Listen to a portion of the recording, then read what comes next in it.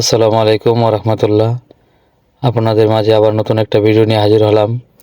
Vivo Y20 মডেলের সেটটি আমরা ডিসপ্লে চেঞ্জ করব। ডিসপ্লে চেঞ্জ করার আগে খুলে নিতে হবে ভালো করে। ব্যাক শেলটা প্রথম খুলতে হবে এবং ব্যাক শেলটা আমরা খুলে নিচ্ছি। আগেও কয়েকবার খোলা হয়েছিল এটা, ওইটা ওই সময় অনেক আটা দিয়ে লাগাইছে,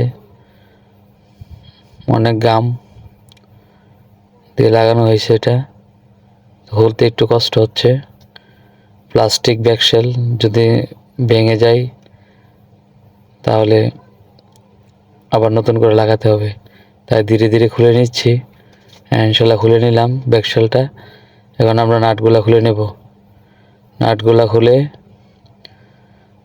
তারপরে আমরা ভালোভাবে নাটগুলা খুলে বডি কেচিং থেকে সরিয়ে তারপরে আমরা এটা ডিসপ্লে খুলে নেব। ডিসপ্লে খুলে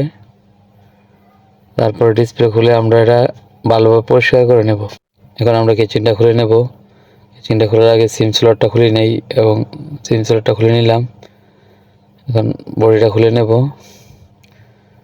ইনশাল্লাহ খুলে ফেললাম বডি, আলাদা করে নেব। এখন ব্যাটারিটা খুলে নিলাম, বেসটা। ডিসপ্লেটা এখন খুলে নেব। আগে এটা গাম নষ্ট হয়ে গিয়েছে, তার কারণে হালকা খুলে গেছে। এটা চেঞ্জ করা ডিসপ্লে, আগে একবার লাগানো হয়েছে ডিসপ্লেটা, এটা কিন্তু বেশি দিন টিকে নাই, নষ্ট হয়ে গেছে। এখন আমরা ভালোভাবে পরিষ্কার করে নেব, পুরোনো গামগুলো উঠিয়ে নেব।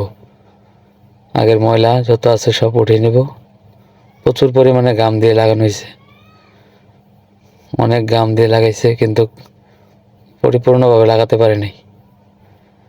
সুন্দরভাবে আমরা পরিষ্কার করে নেব, তারপরে ডিসপ্লেটা লাগিয়ে নেব। ইনশাল্লাহ আপনারা দেখবেন। ভিডিওটা ভালো লাগলে ফলো করে দিবেন এবং দেখেন কতগুলো ময়লা জমছে, অনেক ময়লা। পরিষ্কার করে নেব ব্রাশ দিয়ে সুন্দর করে। এখন গাম লাগিয়ে নেব। আমরা কীভাবে করতেছি আপনারা দেখেন ভালোভাবে, তাহলে শিখতে পারবেন। আপনাদের জন্যই ভিডিও তৈরি করে আপনাদের মাঝে উপস্থাপন করতেছি, কিছু দেখে শিখতে পারবেন। অনেক কিছু নিজে নিজে করা যায়। এখন আমরা গাম লাগিয়ে নেব। গাম লাগিয়ে সুন্দরভাবে বসিয়ে ডিসপ্লেটা লাগিয়ে নেব। সুন্দরভাবে ডিসপ্লেটা লাগিয়ে নেব, কিন্তু একটু ভালোভাবে লাগিয়ে নিচ্ছি ডিসপ্লেটা। এখন রাবার দিয়ে দেব। সুন্দরভাবে রাবার দিয়ে দেব। এখন দুইটা রাবার দিয়ে দেবো, দুই সাইডে, মধ্যে একটা দিয়ে দেবো, তিনটা। সুন্দরভাবে টাইট হয়ে লেগে যাবে। ইনশাল্লাহ রাবার দিয়ে দিলাম, পুরোপুরি ডিসপ্লেটা লাগিয়ে নিলাম। এখন চেক করার পালা। চেক করে নেব। ব্যাটারিতে চার্জ ছিল না, তাই আবার ব্যাটারি চার্জে লাগিয়ে নিলাম।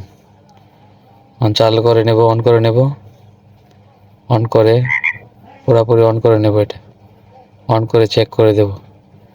ইনশাল্লাহ চেক করে কাস্টমারের হাতে দেওয়ার আগ পর্যন্ত আমরা চেক করতে থাকবো। সঠিক জিনিস আমরা কাস্টমারকে দিয়ে থাকি এবং জিনিসটা পরিপূর্ণ ভালো হলে আমরা কাস্টমারকে দিই।